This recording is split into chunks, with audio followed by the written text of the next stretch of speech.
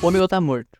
E eu não digo isso de uma forma bonitinha nem poética. Não. Se você pegar, acessar omegle.com, você vai ver isso daqui lá. Em uma lápide.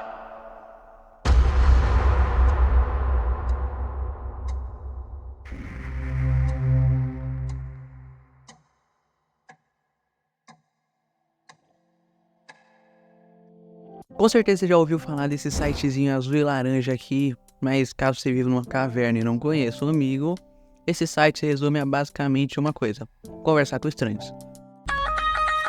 Eu sei que a ideia parece completamente idiota, dado que as pessoas fazem na internet sem moderação, mas é pra isso que ele servia, e era até interessante. Basicamente, você pega assim todos os conselhos que sua mãe deu sobre não conversar com estranhos, pega e joga no lixo.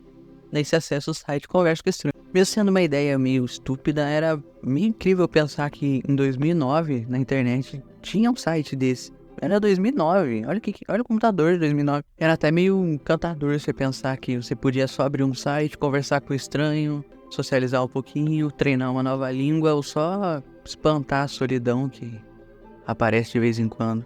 Mas agora chega de enrolação, vamos entender logo o que aconteceu e por que o Omegle teve um fim tão trágico esse mês. O Omegle morreu esse mês.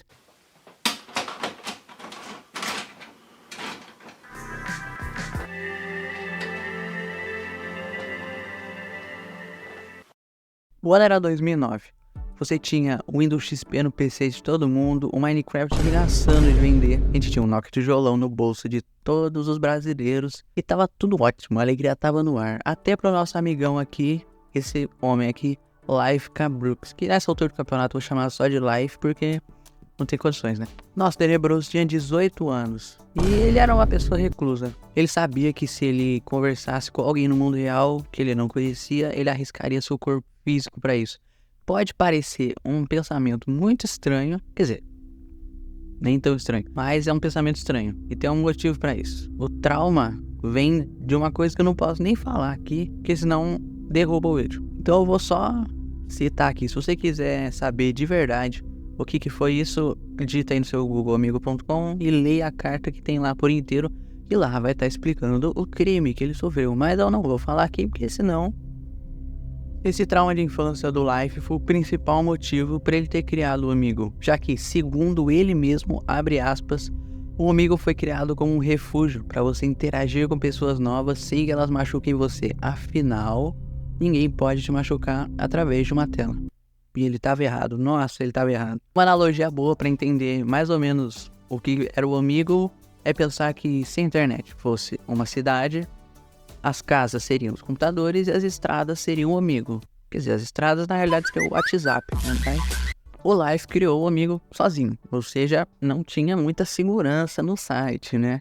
Mas, mesmo assim, sem segurança, sem marketing, sem nada, o Omegle fez muito sucesso quase instantaneamente. Não deu nem uma semana e todo mundo tava usando o site. Ele pensou, nossa, que é isso?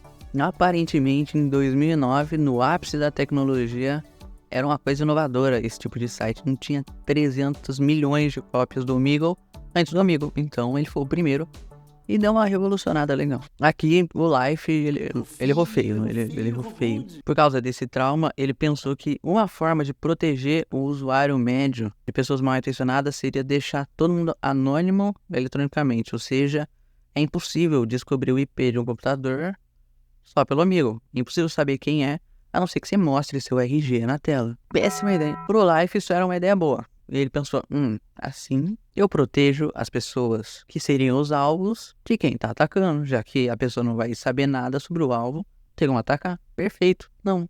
Erradíssimo. Errado.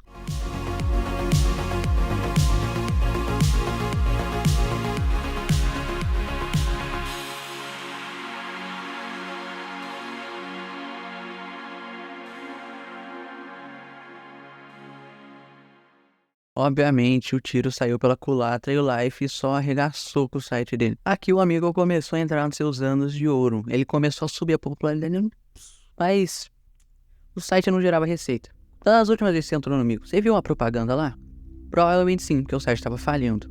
Em 2020, 7 milhões de pessoas só no Brasil acessaram em um mês. milhões de pessoas diferentes acessaram só no Brasil o Omegle em um mês.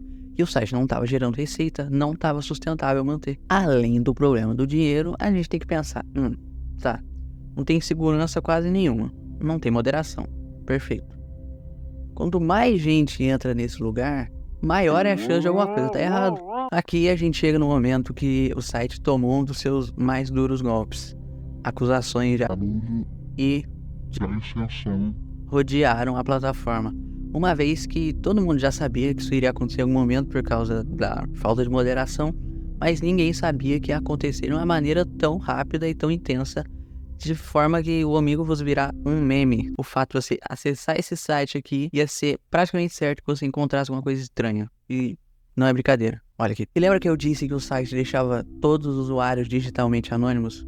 Esse foi o principal combustível para que tudo isso pudesse acontecer, já que não tinha como rastrear alguém, a não ser que você mostrasse onde você morava ou seu IP na tela, o que ninguém é burro o suficiente para fazer. Dessa forma, gente que com certeza apareceria no Datena, se fosse no Brasil, começou a infestar o site. Quando eu falo infestar, é em todo lugar. Isso fez o site perder muita popularidade, porque a partir do momento que, em 2020, começou um grande fluxo de gente, abriu espaço para essas pessoas fazerem o que elas estavam fazendo lá dentro. E como não tinha moderação nenhuma, o site deixou de ser uma plataforma, para conhecer pessoas novas e se tornou basicamente um lugar para esse tipo de gente aqui ficar disseminando a doença deles lá.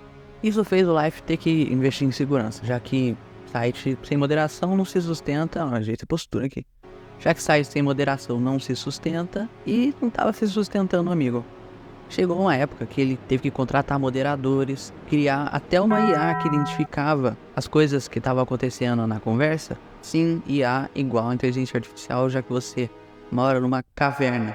Mas IA basicamente virou um chat GPT hoje em dia. Então, pra você ter uma ideia, esse trabalho do Life foi extremamente importante até fora do Omegle, já que no Departamento de Procura de Desaparecimento Infantil dos Estados Unidos, eu não sei se é esse o nome, mas tá aparecendo aqui, ó.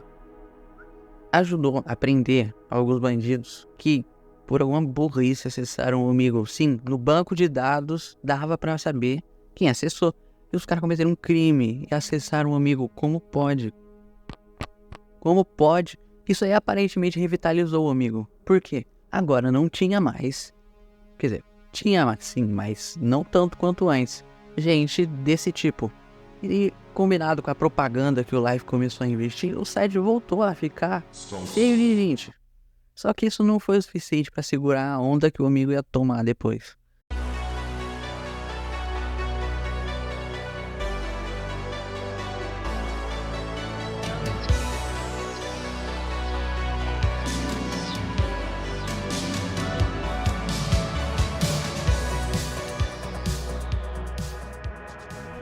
No início da pandemia, tudo começou a piorar de novo, porque um grande volume de gente começou a acessar o site. E como eu já disse, quanto mais gente tem no lugar, maior é a chance de ter alguém mal intencionado nesse lugar.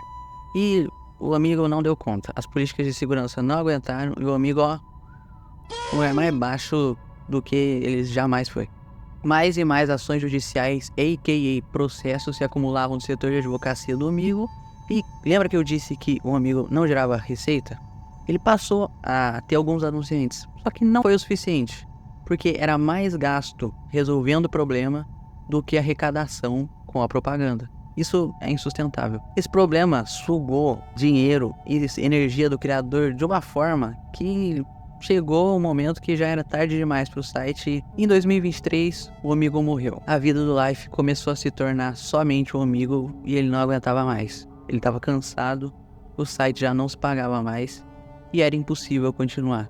Então ele fechou o Omegle para que nunca mais ninguém conseguisse acessar ele novamente. Para isso, Life, o nosso criador aqui, o nosso tenebroso aqui, escreveu uma carta de despedida que está disponível no Omegle, mas eu vou ler a versão resumida agora, que eu mesmo traduzi.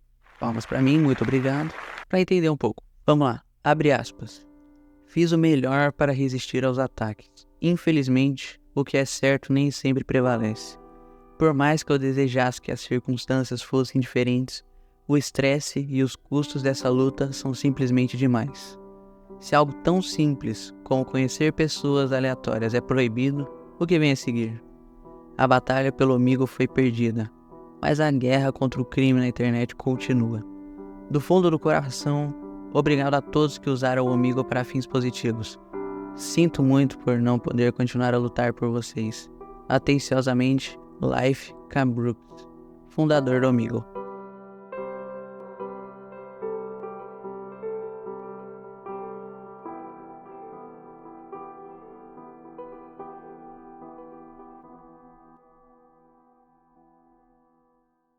Bom, essa foi a história de como o amigo se perdeu para sempre, como nunca mais ninguém vai conseguir conversar com um estranho novamente do jeito que um dia foi. Espero que você tenha gostado, eu fiz com carinho e aperta o botãozinho vermelho aí embaixo, vai te ajudar a não perder mais nenhum vídeo que eu vou colocar, então, por favor, vai me ajudar bastante. Muito obrigado, uma boa tarde para todo mundo que tava aí e tchau.